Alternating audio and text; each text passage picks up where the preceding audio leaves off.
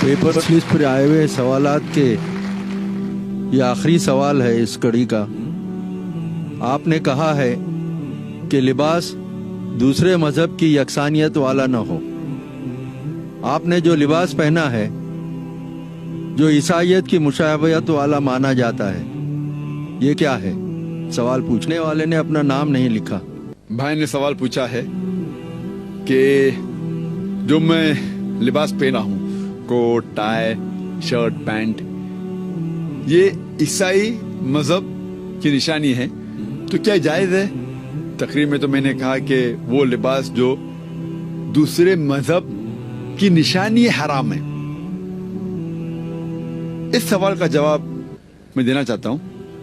लोग को गलत फहमी है कि टाई और कोट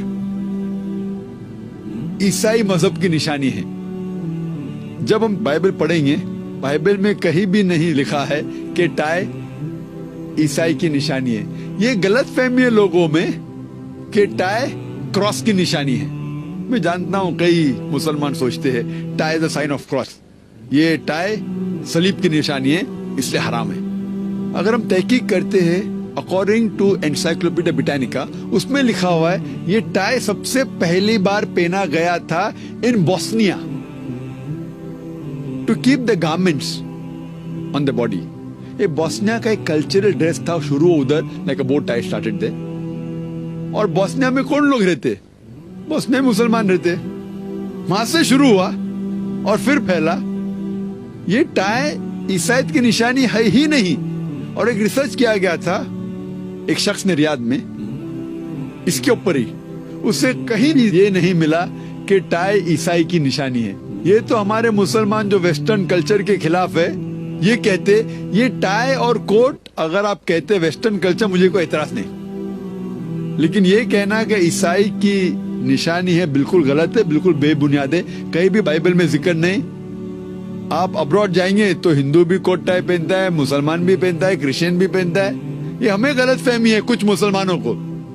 और जब आप ये अरब लोग जब तोप पहनते, हाथ ऊपर करते हैं, तोप अगर पहना हुआ इंसान और हाथ ऊपर करता है, वो तो लिखता है क्रॉस जैसा, लेकिन थोड़ी तोप ईसाई मजहब में निशानी है ईसाईयत की, वो तोप पहन सकता है।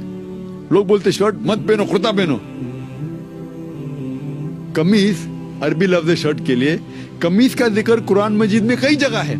सूरह यूसुफ में सूरह नंबर 12 कुर्ते का जिक्र है ही नहीं, कमीज का जिक्र है कुरान मजीद में।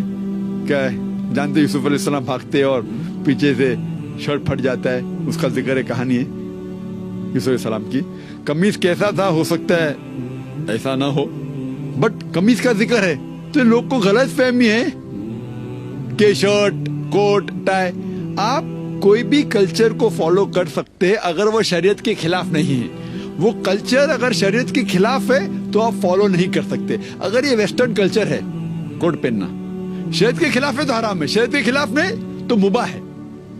लेकिन और एक कल्चर है वेस्टर्न कल्चर में, शॉर्ट्स पहनना, ये कल्चर शरीयत के खिलाफ है, क्योंकि मर्द लोग का सतर है नाफ से लेके घुटने तक। तो अगर मैं कहूँ कि वेस्टर्न कल्चर फॉलो करके शॉर्ट्स पहनूंगा तो हराम हो जाएगा, क्योंकि शरीयत के खिलाफ है। लेकिन शरीयत में कहीं नहीं लिखेला टाई मत पहनो, कोट मत पहनो।